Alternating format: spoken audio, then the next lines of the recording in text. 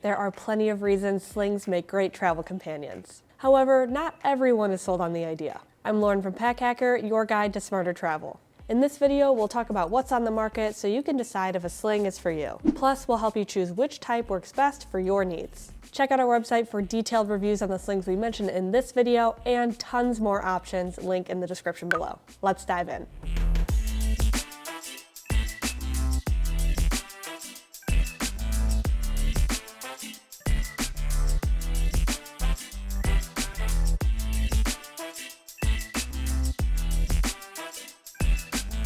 Slings are great when you have more gear than your pockets can handle, but it's not quite enough to fill a backpack yet. You wear them across your front or your back and they keep your travel essentials close at hand. We like them because they're often unassuming and low profile compared to a backpack, which is great for everyday use, and it looks a little bit more casual. In case you didn't already know, a sling is a bag designed to be worn crossbody, so you don't have to worry about it slipping off your shoulders while cruising through the airport or exploring a new city. The straps connect diagonally across your body, and the bag often has an oblong shape, although that's not a hard and fast rule. We'll cover the different styles shortly. They're traditionally smaller than a day pack, which is great if you don't bring a ton of gear with you every single day. Slings work well to carry things you might otherwise toss in your pockets, like a wallet, keys, phone, and wireless earbuds. It's super helpful at the airport because it gives us a place to store our tiny travel accessories and makes it easier to get through security. You'll be tossing one contained item into a bin instead of a bunch of loose gear that you had stored in your pockets. Not all pants have pockets, but you get the vibe. Once you're through security, wear the sling on your front and your travel bag on your back. This allows you to comfortably carry both at once, and it gives you quick access to your wallet when you're grabbing a snack before boarding. Then, when you arrive, leave your travel bag at your accommodations and wear the sling all on its own. On top of hauling your everyday gear, they're also great for trips to festivals, theme parks, or short hikes when you may have a few extra items to carry that definitely wouldn't fit in your pockets. Most slings are lightweight and packable, so if you don't plan to use it at the airport, it'll fit neatly into your travel backpack and be ready for you to load when you get to the hotel.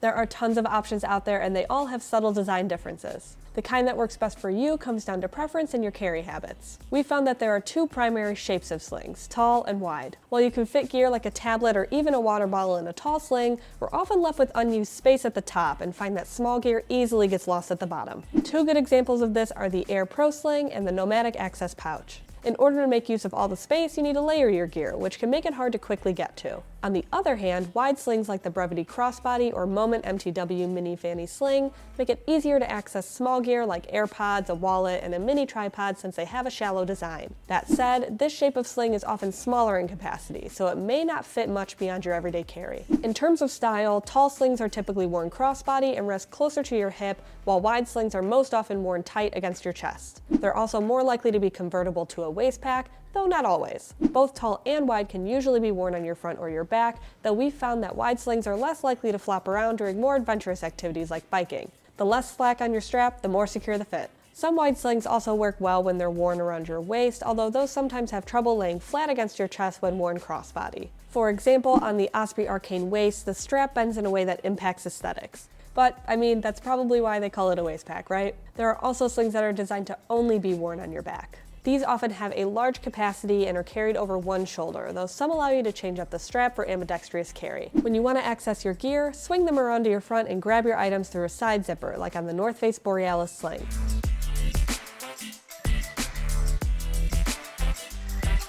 The size of your sling can vary from glorified wallets to basically backpacks. So, which one's right for you? Well, it depends on your use case. We find that the sweet spot is generally between 1 and 8 liters. However, we like to keep it small for travel. As a general rule of thumb, we dig slings between 1 and 3 liters because they're low profile, usually lightweight, and just big enough for our daily essentials. Aiming for that capacity means you're less likely to weigh it down with more than 5 pounds of gear, which we think is nearing the max to comfortably carry crossbody. Of course, there are exceptions. The Cotopaxi Chasqui 13-liter sling is large enough for a 13-inch laptop, and it compensates for the added weight by including a well-padded harness system and a load lifter. Without such amenities, carrying your computer, its cord and wall charger, a packable jacket, phone, wallet, and notebook can add up to more than what you care to support on one shoulder. So if you're hauling more gear in a large sling, make sure the harness system isn't too bare bones. So what if you don't know how much you're going to carry day to day? An expandable sling like the Not a Bag crossbody might be right for you since it unfolds from a rectangular sling to a tablet-sized tote that's large enough for gear like tech devices. It strap adjusts too, so you can change the length from long to short depending on whether you carry it over one shoulder like a tote, lower down like a crossbody, or tighter to your chest like a sling. There's also the Nomadic Navigator Light Sling, which has an expansion zipper around the body that gives you an extra 2 liters of space. Though you sacrifice some structure for the extra storage because the expansion material is more flexible than the regular shell.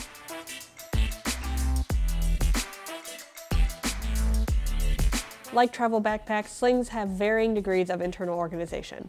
If you're looking for a simple pocket dump, there's a sling for that. If you prefer extra compartments and pockets, there's a sling for that too. Many are simple and straightforward, like the Moment MTW Mini Fanny Sling we mentioned earlier.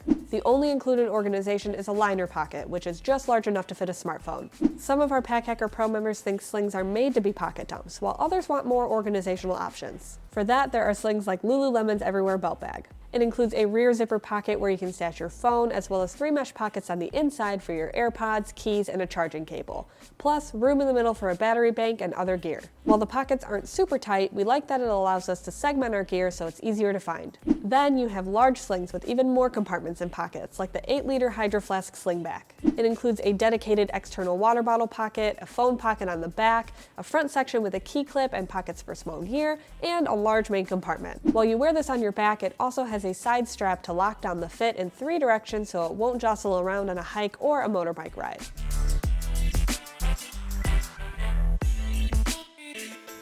Before you click buy, you have to decide why. Pull out the gear you use most and use it as a starting point to find the right organization. Then you can decide between other important features. Do you prefer something lightweight and packable?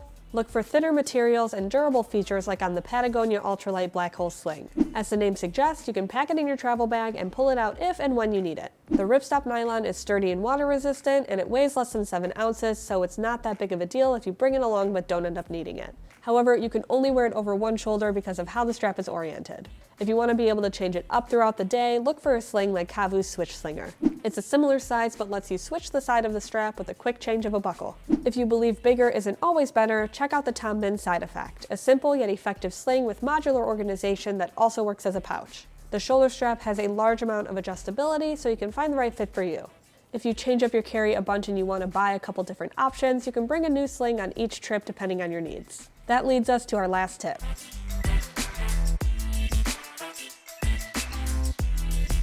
When you're packing, you need to decide which sling to bring. Ultimately, what you carry comes down to what you'll be doing on your trip. Some are best for a day out on the town, while others are better for remote working. If you carry lots of small gear like gum, a phone, a wallet, a charger, or even makeup, you may want a sling with extra organization like the Air City Sling 2. Its slim front pocket works for flatter gear like sanitizing wipes and your keys, while the rear pocket keeps important documents like your passport secure against your body. Meanwhile, the main compartment has plenty of liner, mesh, zippered, and divider pockets so you can organize small items. If you'll be bringing large gear, the ALPAKA Bravo Sling Max V2 will carry all that plus your laptop and other tech, so you can work remotely or comfortably commute to and from the office. It even features a pass-through for a charging cord so you can leave your battery bank inside and power up your phone or tablet.